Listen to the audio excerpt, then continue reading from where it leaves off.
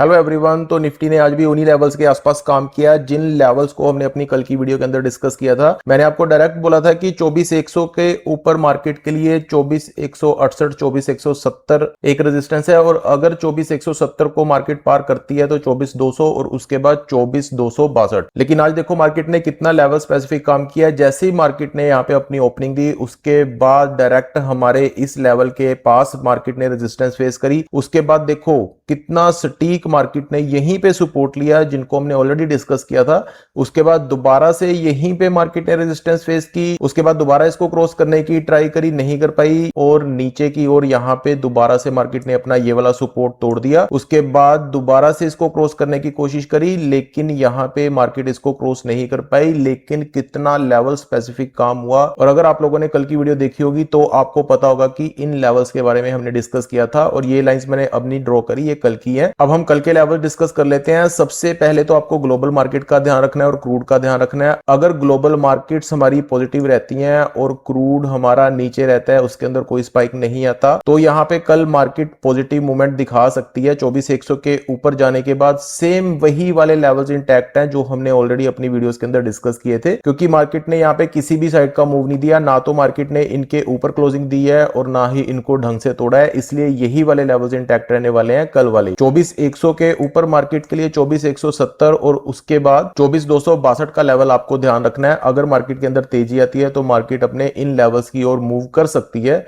लेकिन वही अगर मार्केट के अंदर नेगेटिव कोई भी न्यूज आती है या मार्केट के अंदर बिकवाली आती है, सेलिंग प्रेशर आता है, तो आपको आज के लो का ध्यान रखना है। 24,050 24,020 का आपको ध्यान रखना है, और 24,000 का एक अहम सपोर्ट है। अगर 24,000 टूटता है तो उसके बाद 23,925 का लेवल ही एक सपोर्ट है मार्केट के लिए, और अगर 23,925 को भी मार्केट तोड़ती है कल के सेशन में तो आपको 23,800 का ध्यान रखना है। वैसे तो 23,925 एक बड़ा सपोर्ट है मार्केट के लिए, इसके नीचे मार्केट नहीं जानी चाहिए, लेकिन शेयर बाजार है, इसके अंदर कुछ भी हो सकता है, कभी भी कुछ भी हो सकता है। तो ये ऊपर के और नीचे के लेवल आप लोगों के सामने हैं। और आज के स्टॉक एनालिसिस के अंदर हम लोग डिस्कस करेंगे BHEL के लेवल्स को। भेल के स्टॉक ने आज एक ब्रेकआउट दिया है अपने एक लेवल के ऊपर 426 के ऊपर, जो कि इसके लिए एक रेजिस्टेंस था। आज भेल का रिजल्ट भी आया है, अच्छा रिजल्ट आया है, इसी कारण ये वाला जो मूव है हमको देखने को मिला है BHEL के स्टॉक में। अब आने वाले दिनों में इसकी चाल कैसी रह सकती है और इसके लेवल्स कैसे रह सकते हैं, इसके लिए हम थोड़े से बड़े टाइम फ्रेम पे चलते हैं। मैं यहाँ पे 1 आवर का टाइम फ्रेम लगाता हूं।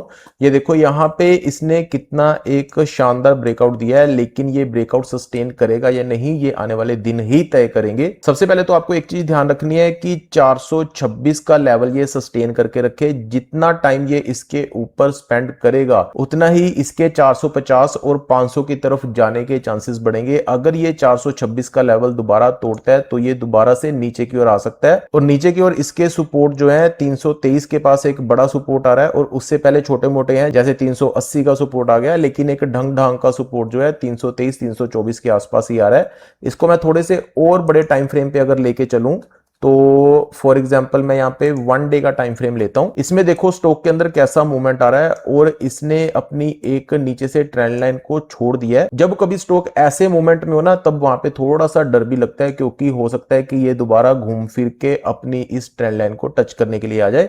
ये मैं इसलिए कह रहा हूं क्योंकि अगर मैं यहाँ पे 1 वीक का टाइम फ्रेम ओपन करूं ना तो इसमें आप देख सकते हो कि जब जब स्टॉक ने अपनी ऊपर की रैली दिखाई है, ये देखो ये बहुत पहले से ट्रेंड लाइन चली आ रही है, पहले ये इसके लिए रेजिस्टेंस थी, उसके बाद इसने इसको क्रॉस कर दिया, देखो कितना ऊपर का मूव दिया, लेकिन दोबारा से इस ट्रेंड लाइन को टच किया, फिर ऊपर का मूव दिया, फिर टच किया, फिर ऊपर का मूव दिया, फिर टच किया, अब दोबारा से ऊपर का मूव दिया है। तो इसका मतलब ये नहीं है कि दोबारा से इसको टच करेगा ही करेगा, लेकिन पॉसिबिलिटी है कि भेल का स्टॉक इसको दोबारा से टच करने के लिए धीरे धीरे धीरे नीचे की ओर आ सकता है। और अगर ऐसा हुआ तो यहाँ पे जिन लोगों ने खरीदा उनको काफी पेशेंस के साथ काम करना पड़ेगा, और अगर वो ट्रेडिंग के नजरिए से या स्विंग ट्रेडिंग के नजरिए से देख रहे हैं तो उनको अपने स्टॉप लॉस के साथ काम करना पड़ेगा। लेकिन अगर इस स्टॉक ने ये वाली ट्रेंड लाइन को छोड़ना हुआ तो ये यहीं से ही ऊपर की चाल दिखाएगा, एक नई ट्रेंड लाइन बना लेगा, और ये वाले सपोर्ट को अपना एक बड़ा सपोर्ट मान के यहां से ऊपर की जर्नी भी दिखा सकता है। तो ये था BHEL का एनालिसिस, इसके लेवल्स हमने डिस्कस किए हैं और यहाँ पे हमने निफ्टी के कल के लेवल डिस्कस किए हैं। लेकिन निफ्टी में और BHEL में मेरी किसी तरह की कोई भी बाइंग या सेलिंग की रिकमेंडेशन नहीं है। मैंने जस्ट एजुकेशनल पर्पज से आपको लेवल्स बताए हैं। अगर आप इनमें किसी तरह की कोई भी इन्वेस्टमेंट या खरीदारी या बिकवाली करना चाहते हो तो अपने फाइनेंशियल एक्सपर्ट से हेल्प लीजिए या अपनी खुद की रिसर्च कीजिए,